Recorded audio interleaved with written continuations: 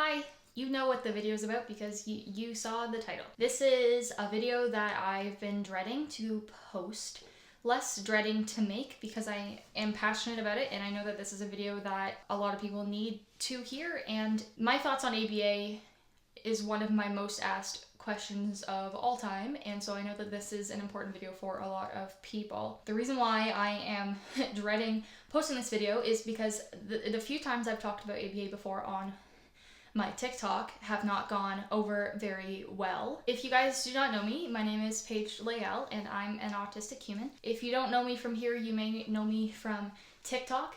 If you're not doing so already, you can go check me out on TikTok at Paige Layle, and while you're at it, you can follow my Instagram with the same name. So today we're going to talk about ABA, and I have a few boundaries that I am going to lay out for you guys, and there's just some things that I need you to know. Every time I talk about ABA, there's a group of people who really like ABA and they want to fight against me. So there are a few things that I need you guys to know. The first is I will probably not be reading any comments on this video. There are some things that I simply will not discuss and some things that I simply will not argue about. And people may think, that's not fair, debate with me. I do not have to. And also I should not have to. As an autistic person, making this is very hard, and reading all about ABA and learning about everything that's going on in the world is really difficult. And then to be here and try to convince people that I deserve to be treated like a human being and not lesser than is exhausting. I will not be exerting emotional labor towards arguing with any of you about why we deserve better and why we don't deserve a lot of these things. I recognize that there will be ABA therapists that will come up and try to argue, and I will tell you right now that I am not going to argue with you. You are exercising your academic right to debate with me based off things that you've learned in school, which is ableist anyway, and I am trying to argue human rights and my rights as an autistic person. And they are not the same. So I will not be arguing with anybody who makes money off of doing these things to autistic children. Of course, you're going to vote that you would like to make money.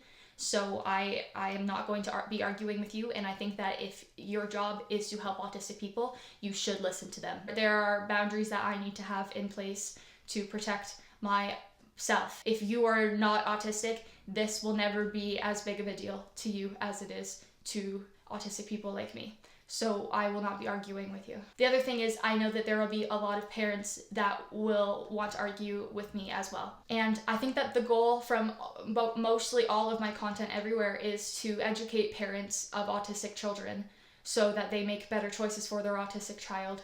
And I know that there are going to be a lot of parents that think that ABA is the most helpful thing in the world because their child is now more manageable or easier to take care of now because they've gone through ABA. And I bet that you are right. That does not mean that ABA is fair or good, and that does not mean that making your child behave in a certain way that you find easier is okay for the child. Another thing that I will not be tolerating is any tone policing. A lot of people don't like me because of my tone. As an autistic person, I know that I communicate differently than you do. There are some things that I cannot change and some things that I don't understand that they even need to be changed because they're not inherently harmful. Just because sometimes I talk with less emotion than you do or with different faces than you do does not mean that my points are not valid or the words that I'm saying don't have any merit because I look different than you do. That's just autism. But also, if there's any tone policing of people saying that you don't want to listen to me because I'm angry or my tone is off or I sound condescending or anything, I deserve to be, because this is a matter that directly impacts me and other autistic people, and I'm allowed to be angry. You don't have to listen to me if you don't want to. If you are very upset that my tone is this way, you are welcome to leave if you really want to. I'm not here to force you to do anything, but if you want to comment to tell me to change my tone, do not expect me to do so. Tone does not register in my autistic brain. So hi, I'm Paige and I'm autistic, and I'm going to tell you about why I think that ABA is bad, and I'm going to provide you with some evidence to help you understand my opinion. Before we get into more of this video, I need to let you guys know of something that is currently happening right now in the United States. I am in Canada, so there is not much that I can do, but I understand that 72% of my audience is from the States, and so I'm asking you guys for help. One thing that ABA therapy is known for is using electromagnetic shocks, shocking autistic children, shocking autistic people when they do something deemed not okay, when their behavior is not okay. A lot of ABA therapists will say, it's changed, it's not like that anymore.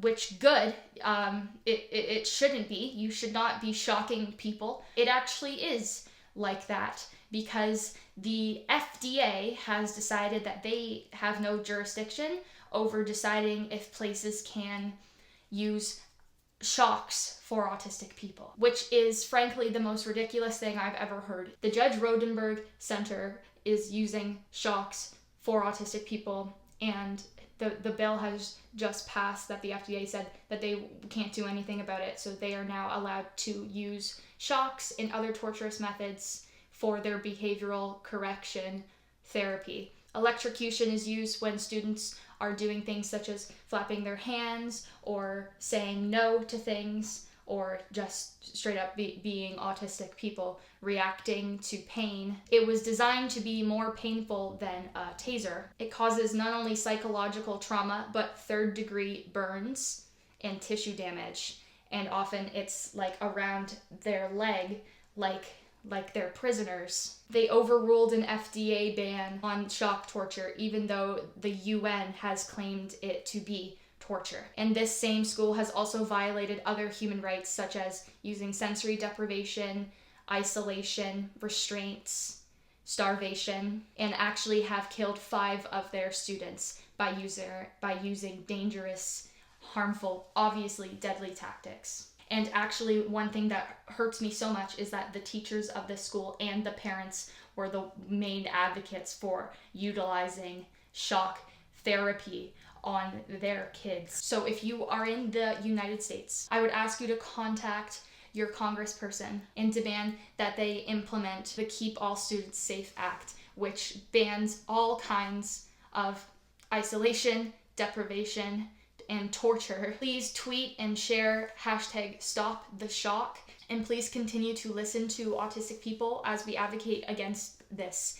And please sign petitions, share information, spread the message, reach out to members of Congress, reach out to the FBA, reach out to the Judge Rotenberg Centre, which has me and every other autism advocate I know blocked. So please, if you can, if you are able to, share this video, share other videos, tweet about it. We want as much noise about this as possible. And please, if you're in the States and you care about this, please advocate for the Keep All Students Safe Act, and hopefully we can change this. So yeah, I'm not very happy today, not doing very good today. It's really sucky that we have to keep fighting for our human rights, and it's like every day something new is happening to autistics and people don't care, and it's very hard, and it sucks to be the only ones advocating against this. And there is your intro to what ABA is. ABA is a short form for Applied Behavior Analysis.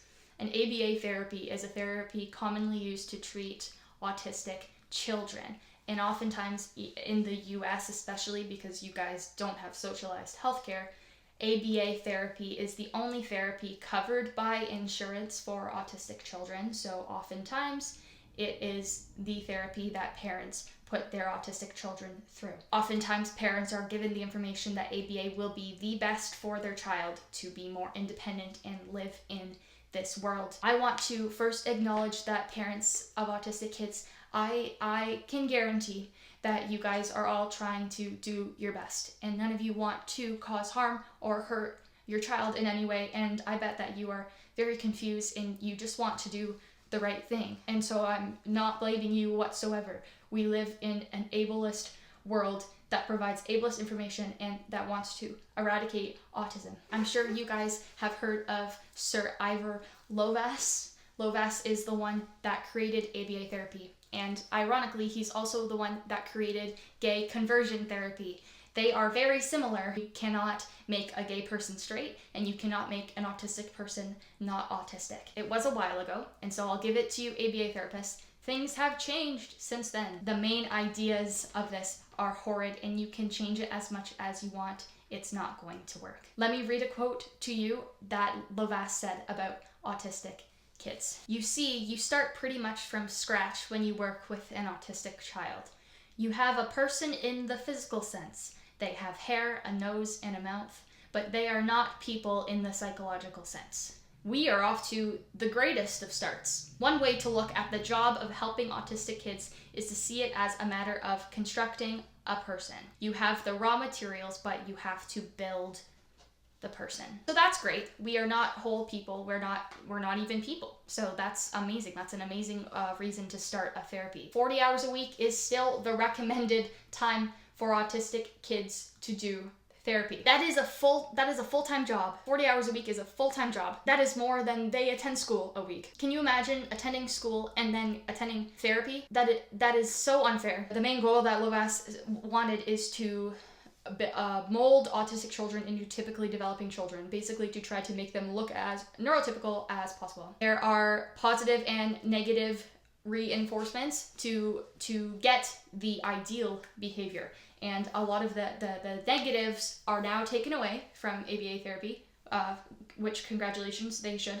And some of these include electric shocks, which still happens, withholding food, which still happens, withholding affection, which still happens, withholding toys or play, which still happens, being put in an isolation room, which still happens, being restrained, which still happens. One other thing that a lot of ABA therapists say is that there are no negative reinforcements now, it's only positive reinforcements. If you withhold a positive thing, that's negative reinforcement. That is a punishment. My first thing, and this is, I think, the most important thing, autism is not a behavioral disorder. Autistics are not a sum of their behaviors. Behavior is a secondary reaction to something else going on. Behavior is communication. Behavior is trying to communicate what is wrong. If you change that way of communication and take that away from children, you're showing them that how they feel doesn't matter, that what's going on doesn't matter, that only how they look to you matters. It awards compliance. And to modify behavior does not do anything for the initial reason the behavior is even there. I have people ask me, my autistic child doesn't have meltdowns. Are they not autistic? And I say, they're happy. Autistic people don't have to have meltdowns. If they're happy, they won't. Why would you want to mask the behavior and not get to the root of the problem of why they are unhappy? You can modify behavior all you want, and that does not change anything that's going on internally. My other problem with ABA therapists will argue, some people are not doing ABA correctly, and that's why you don't like it. The correct way of doing ABA is fine.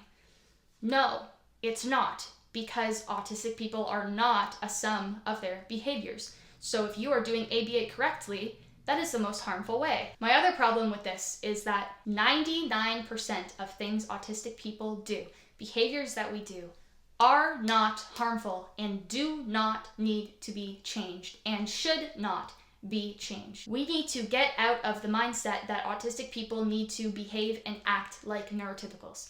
That is untrue. That is ableist. What we need is, as a society, as a world, to accommodate autistic people. If a behavior is harmful, sure, that, an autistic child should not be hitting themselves or other people. Fair. Why are they doing that? How can we prevent that feeling in the first place? How can we have autistic children understand their feelings and emotions and how to deal with them better? It shouldn't be a matter of, we're not going to change the environment to suit you. You're just going to have to get used to the environment and hide the pain that you feel while you're in it. You are teaching the child that their thoughts and emotions are not theirs to act on, that they need to be people pleasers. Their body is not their own. Their thoughts are not their own. How can someone be independent when they're dependent on you for what they need to do? What does that teach children in the future? The idea is a lot of the time independence.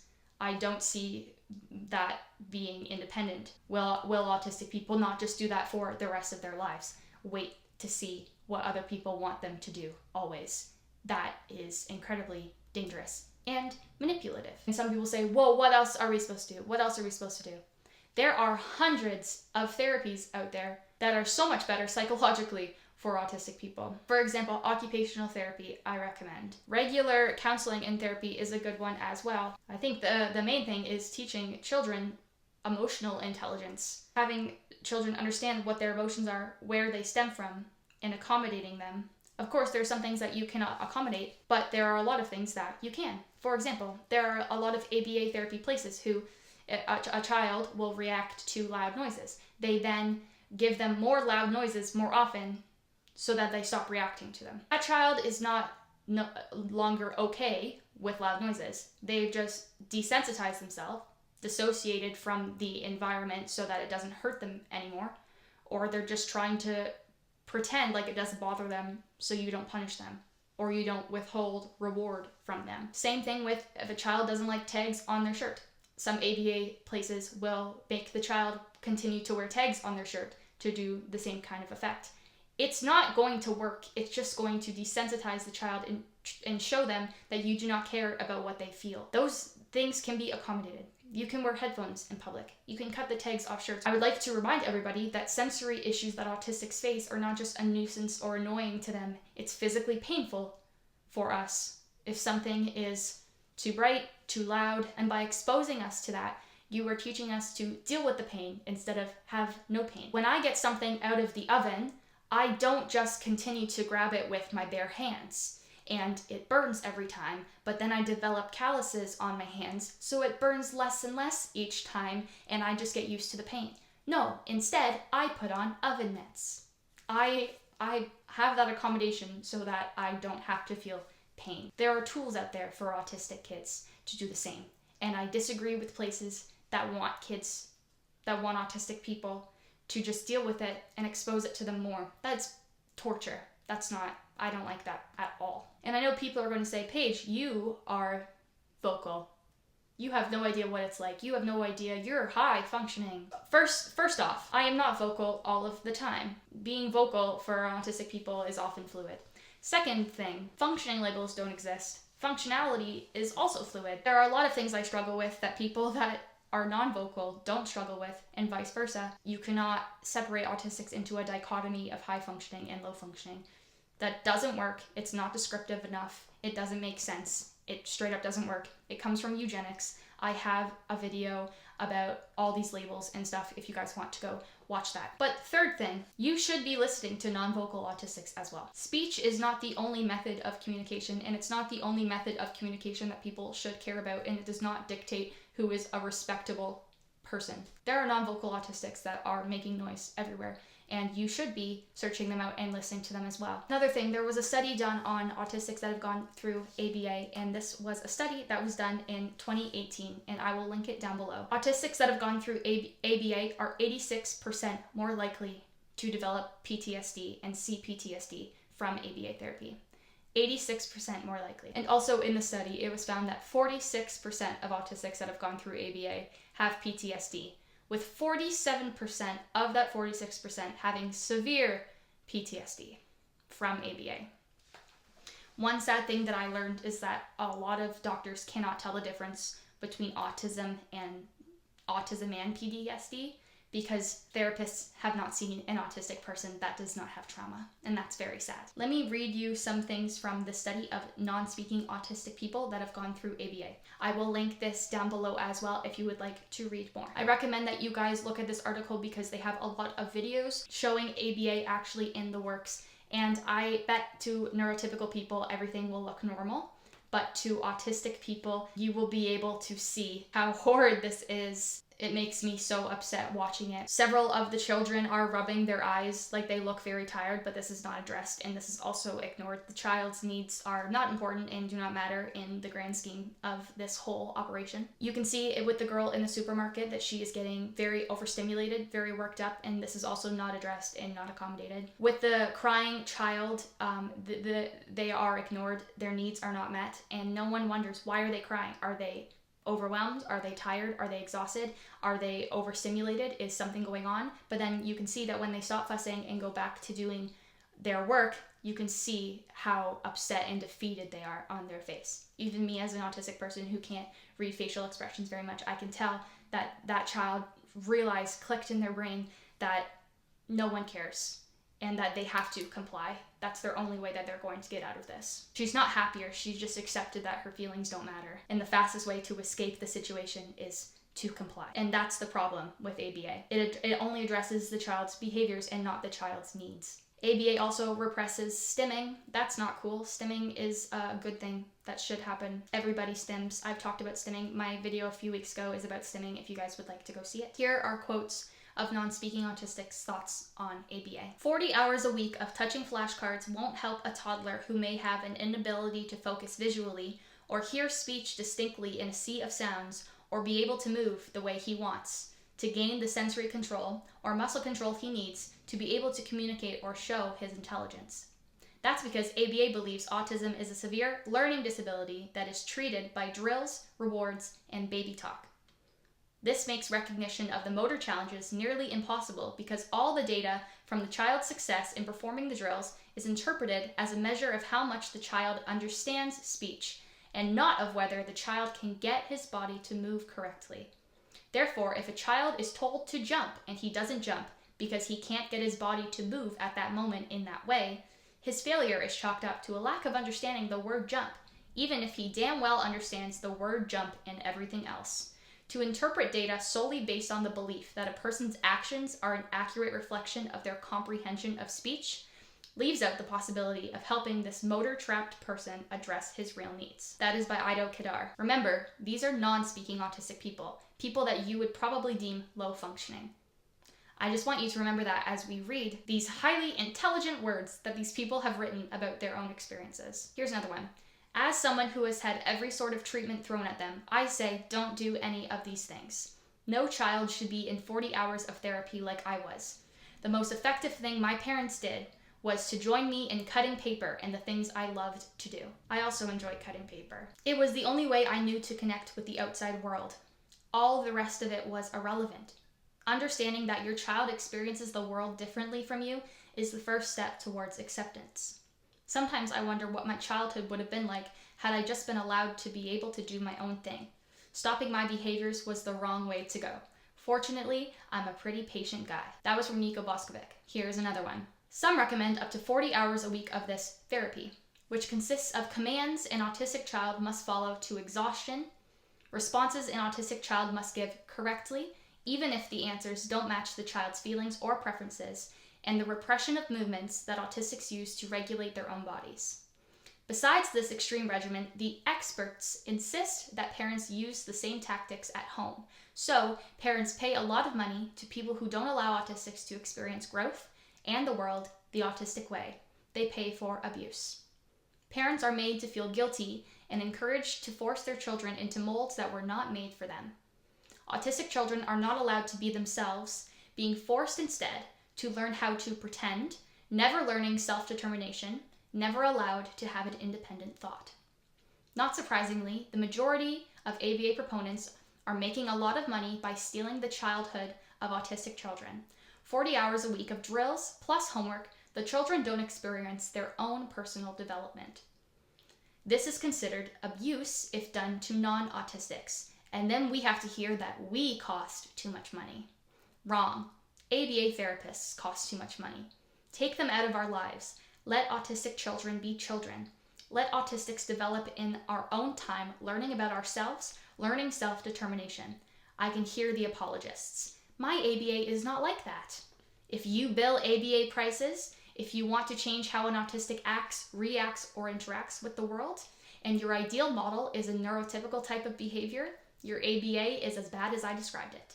My child loves it. How would you know if she is not allowed to have her own thoughts? The word no or refusal to comply with a therapist's commands are not allowed. Another reason is that children do learn to fake in order to please. That is, after all, what ABA defines as success, obedient pleasers. It is not enjoyment, pleasant, or something to look forward to. Yes, some children might show enjoyment in some moments, But I did too when I got my cookie for looking at the therapist. I wanted that cookie. I briefly looked at her. I got my wish. You could say, at that moment, I loved it. It's not as bad as you think. Yes, it is. Putting children through unending hours of training, not allowing them to be who they are, forcing an experience of the world we autistics can never naturally have, and stating how not good enough we are to everyone else is pretty bad. It is abusive. It is disrespectful. Autistic children need to learn certain skills. All children do. Respectful approaches don't cause trauma and value our essence. It does not imply we are broken. All children make mistakes and they have a chance to learn. They are kindly guided and taught. But to ABA proponents, autistic children and autistic adults are not allowed to err. They are forever labeled a failure or abused until they get it right. I had some ABA when I was young and I flunked. I want to say I am proud of this F in my life.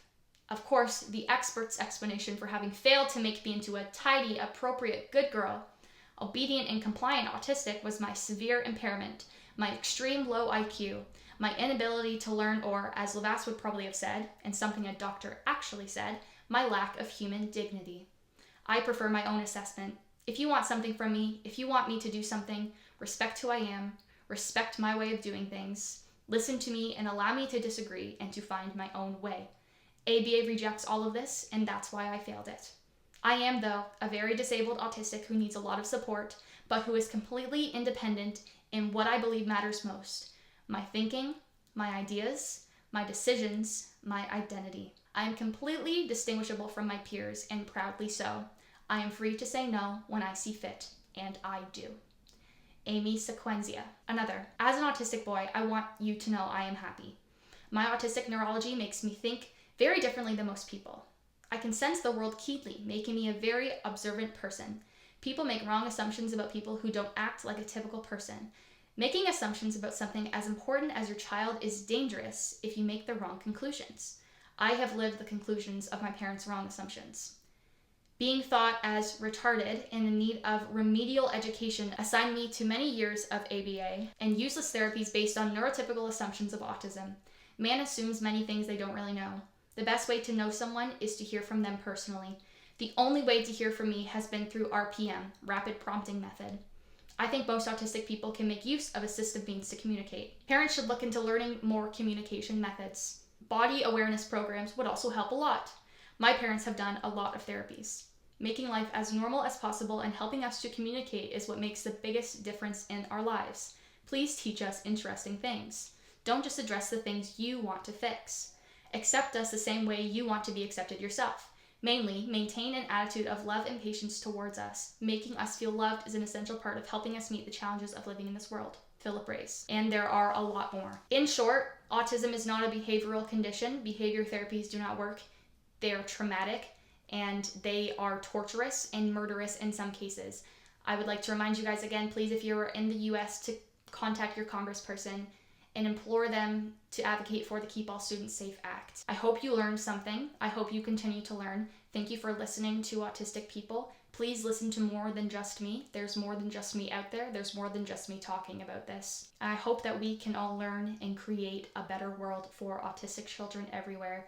Thank you guys for watching, and I will see you later.